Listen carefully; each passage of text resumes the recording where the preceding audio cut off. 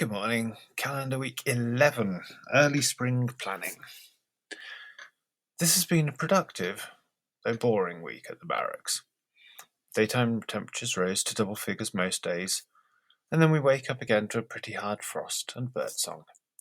It looks like it's going to cool down again a few degrees, which is good. Last year the fruit trees woke up far too early, and were knocked back again by an entirely predictable frost late in May, and everybody lost their tree fruit. This year, I would love some tree fruit. It makes such a difference to pirate visitors and pigs. The infinite tomato house progress is strong. The first tranche of basic pieces is almost complete. With just 2 more to go, I think I can mostly say that they will be finished this week. After that, it's time to start on the more complicated compound cuts. The 2 sets of pieces divide themselves nicely into groups by the first lot being predictable and repeatable. I can cut them all blind, stack them away, and know that they should all more or less slot together. The remainder of the work is defined by the vagaries of the pieces. The random warping, twisting, and bending that makes working with roundwood so interesting in the first place demands that the connecting interstitial sections can only be accurately cut once the assembly has started. The cuts themselves should be pretty easy.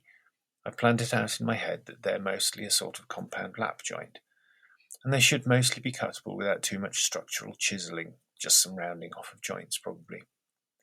But my head gets things mixed up, and who knows what unconsidered adventures I have before me. I do know that while I've been sawing and hammering away, I've had plenty of time to think about the roof. I think that the best thing to do is to try to keep it complex, varied, and higgledy-piggledy, in contrast to the walls, which I have a very beautiful but simple architectural idea for. It will require a circular saw, but I'm okay with that. The frame is being made entirely with manpower, and its final form will reflect and celebrate that. I think that the contrast of a powerfully straight-lined facade dressing the structure is a part of the structure, but looks almost embedded in it, will look fantastic. Sadly, I do not have a circular saw. In the coming week, now that there is more to be done than to chop wood, haul water, feed pigs, and eat beans, it is time to start writing down plans for the next 7 days.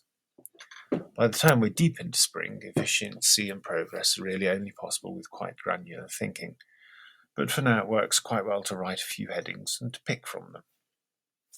Maintenance stuff. Clean the machines, change the oil, tighten and replace nuts and bolts, that sort of thing. The cultivator, the lawnmower, and the bike. Building things. Keep going with the tomato house. Progress is solid and doesn't need extra direction.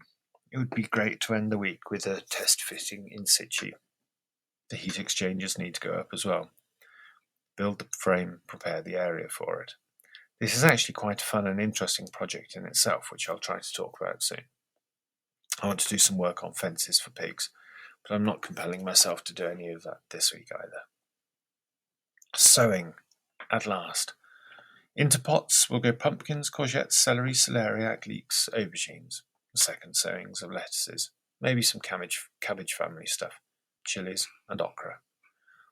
I really should get the onion sets in the ground as well. I was chatting to a bloke in a shop who took me to the bag room and loaded me up with maybe a dozen nets of onion sets and charged me €2 for them. I weeded the overwintered garlic this week. I found more than 60 little shoots in amongst the winter ground cover, so I think we'll be okay for garlic next year.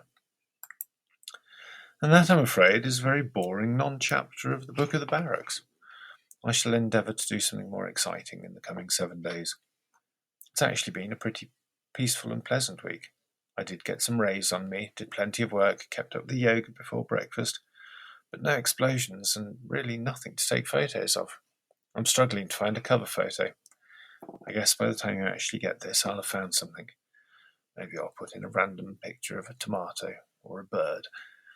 If I did that, now you know why. And with that mystery to myself yet to be concluded, I shall sign off, and thank you for sticking around. Be lovely to all things, especially yourselves. Until next week, your loving Pirate Ben. XO. XO.